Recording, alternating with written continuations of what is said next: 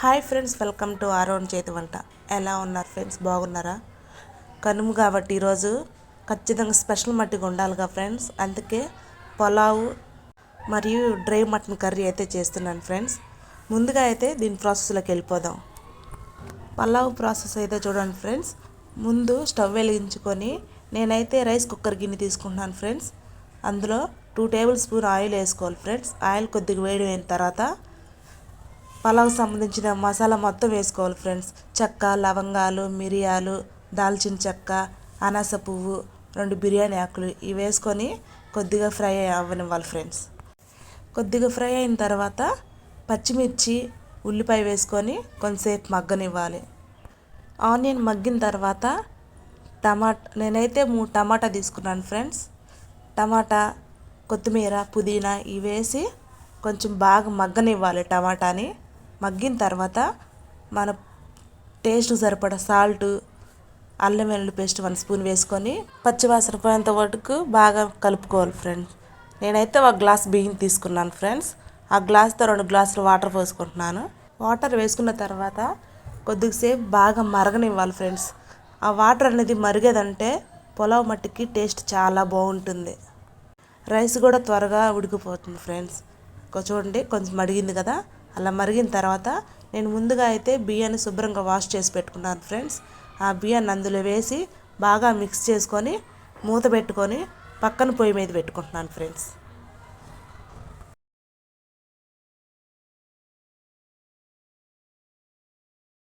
Curry కోసం అయితే ఒక కడాయి పెట్టుకొని అందులో ముందుగా నేనైతే 2 టేబుల్ స్పూన్ ఆయిల్ వేసుకుంటున్నాను ఫ్రెండ్స్.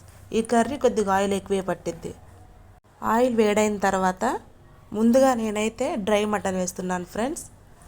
వెంటనే టమాటా, ఉల్లిపాయ, మిర్చి ఈ 4 వేసుకోవాలి ఫ్రెండ్స్. ఒకసారి ఇలాగ ట్రై చేయండి ఫ్రెండ్స్, చాలా బాగుంటుంది టేస్ట్ కూడా, ఎప్పుడు మీరు చేసే విధంగా కాకుండా. వీడియో మట్టుకి లాస్ట్ వరకు చూడండి, స్కిప్ చేయకుండా. ఇవన్నీ వేసిన తర్వాత కర్రీకి సరిపడా సాల్ట్ వేసుకోవాలి ఫ్రెండ్స్. తర్వాత 1/2 స్పూన్ పసుపు ఇవి వేసుకొని కొంచెం బాగా మిక్స్ చేసుకొని 2 మినిట్స్ కొంచెం మగ్గనివ్వండి. అందులోనే కరివేపాకు కొద్దిగా పుదీనా వేసి మళ్ళీ బాగా మిక్స్ చేసుకొని మూత పెట్టుకొని 2 నిమిషాలు మగ్గనివ్వాలి ఫ్రెండ్స్.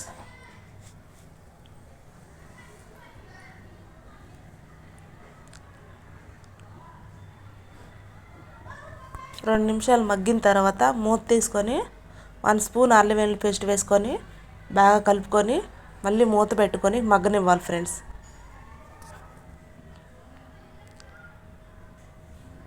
మగ్గిన తర్వాత మూత తీసుకొని 1 స్పూన్ కారం, 1/2 స్పూన్ గరం మసాలా, 1/2 స్పూన్ సబ్జీ మసాలా, 1/2 స్పూన్ ధనియాల పొడి ఇవన్నీ వేసి బాగా మిక్స్ చేసుకొని కొద్దిగా వాటర్ వేసుకోవాలి ఫ్రెండ్స్. వాటర్ వేసి మూత పెట్టుకొని మగ్గనివ్వాలి.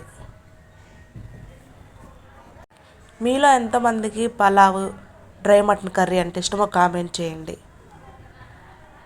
రైస్ అయితే ఆల్మోస్ట్ అయిపోయింది ఫ్రెండ్స్. రైస్ అనేది లైట్గా ఆవిరిగా ఉంది ఫ్రెండ్స్.